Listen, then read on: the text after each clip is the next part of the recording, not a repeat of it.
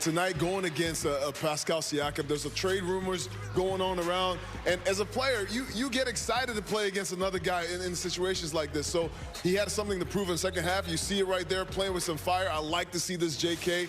And offensively, defensively, he's able to give this team an edge, and you want to see that from Jonathan Kuminga every possession, especially being that he's a young guy. You can do that every possession. No doubt. Yeah, I love the energy JK brought tonight. He competed. He played hard. He attacked the rim. He didn't settle. He didn't shoot the ball extremely well from the three-point line tonight, but he attacked. And that's what you want to see from young guys, especially when you're down so much. You want to see those guys compete, and I felt like JK competed tonight. You guys can explain this to me. You guys played this game at a high level. JK and Wiggins, there's been a lot of discussion about them starting together, why they can't play together. Why do you think that is? Because the starters got off to an atrocious start tonight against Toronto. It's probably spacing. I think that's the biggest thing. JK isn't, a knockdown shooter like that, so it could be spacing, it can be defense, it could be all kind of different things. Right. But I want to see it work because the length and the athleticism those two guys bring, you want to see those type of lineups mesh. Yeah, with Steph and Clay, what you need on the floor is shooting so that they can space the floor out. They can drive and kick.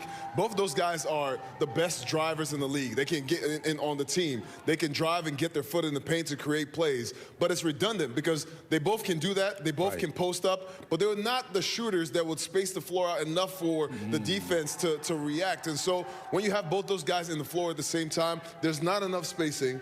You would love to see that happen for both of them to be able to play together because defensively, they're so long, 6'7", both of them, and to be able to switch from guard to the four-man, that's an advantage the Warriors could take advantage. The Warriors have right there that they can use. But as the game goes along, that was the first game that they played together. They started together, so you don't expect it to be perfect, to be a perfect fit. Give it some time. If they want to keep doing that, give it some time for them to gel, to figure out their weak spots and how they can complement each other. Yeah, two of the more athletic guys on this basketball team. You would think that this could work moving forward for the Golden State Warriors. All right, time now for a little XSKB.